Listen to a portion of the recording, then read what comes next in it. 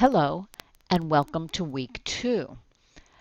This short video is intended to help you keep on track this week. I want to thank you for posting your introductions. I enjoyed reading them from both of you. So I've gotten to this point in Blackboard by clicking on course content. We'll go back there for a minute. And I see all of my weeks. We will be beginning week 2, so let's open week 2. Just like last week, we have a to-do list and some notes for you to think about, as well as some videos for you to watch. The 3 videos deal with response to intervention, something that's very prevalent in education today. So I'd like you to watch the 3 short videos and get the 3 perspectives on that. Let's take a look at the notes for week 2. Things that you should be thinking about as you do your reading and watch the videos. What are the components and characteristics of Tier 1 reading instruction? How would the teacher group students for Tier 1 instruction? How does one establish a routine? Explain the purpose of Tier 2 instruction. How does one provide independent practice in this instruction? How can we train students to use literary centers effectively? And finally, what is the purpose of Tier 3 instruction? And compare that to systematic instruction. Our to-do list for this week is to read Chapter 2, view the PowerPoint, and visit these websites as well as the other videos. Let's take a look and see what we have. We have the Response to Intervention Action Network. And this is a great website for you to bookmark if you're not already familiar with it, and one that you should explore. You can learn about RTI, what it is, how it's used in different settings and different grade levels. You can develop a plan for RTI. You can read about the essential components. You can look at what others have said on this subject, and you can continue to learn more. You'll see there are sections for parents and family, pre-K, K-5, middle school and high school, as well as higher ed. So I urge you to spend some time exploring this website. The next website is called Intervention Central. And this, again, deals with response to intervention and additional resources. It's very up to date, as you can see.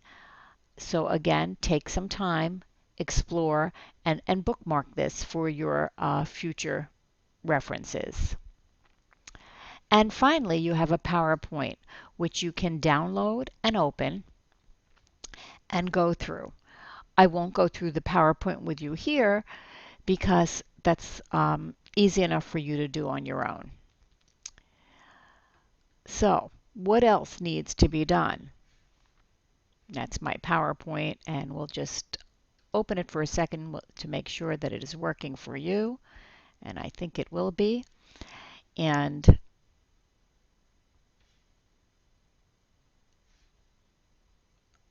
while I'm waiting, let's see if we can move on. I think I'm going to cancel that opening. Perhaps I can't. So yes, the PowerPoint does open, and as I said, I'm not going to go through this with you. This is something you can do on your own, but again, it will take you through the steps of response to intervention and how it is best used and how it works. So additionally, you're going to want to go to the discussion board and click on Week 2's discussion.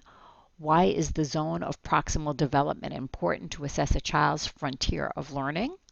And how does a gradual release of responsibility lead to independent practice? Now, after you've done your reading, you should be able to answer those questions, and if you've watched last week's videos. So remember, you're going to post and then respond to each other briefly. And finally, you're going to click on Assignments because your first assignment is due.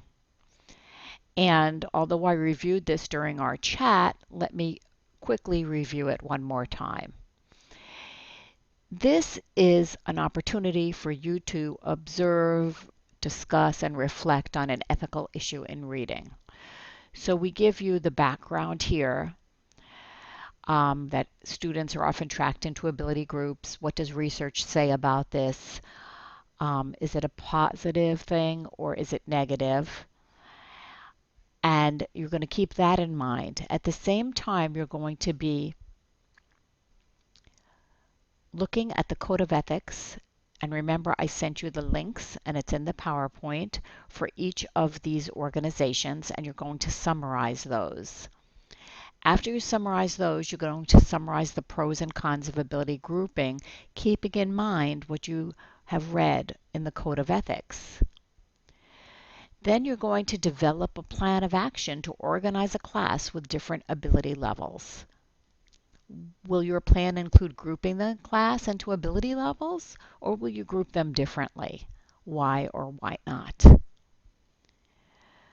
What would be appropriate classroom activities? And in order for you to accomplish all of this, you are to identify and reference 2 professional resources on ethics. And you can certainly do some research on ability grouping as well and how that can best be used. So again, how will you be graded? Your Code of Ethics summary, your summary of pros and cons of ability grouping, your action plan for your own class or for any classroom, your reflection, your resources on ethics, and your things that you can lose points for, hopefully not. Now, looking ahead, I just want to remind you that you will need 4 children in order to complete your case study. So make sure that you secure these children, and hopefully we'll get started on that shortly. Remember, I'm always available to you via email, via phone. So if you have a question during the week or a concern, do not hesitate to call me. Have a wonderful, wonderful week, and I look forward to hearing from you soon.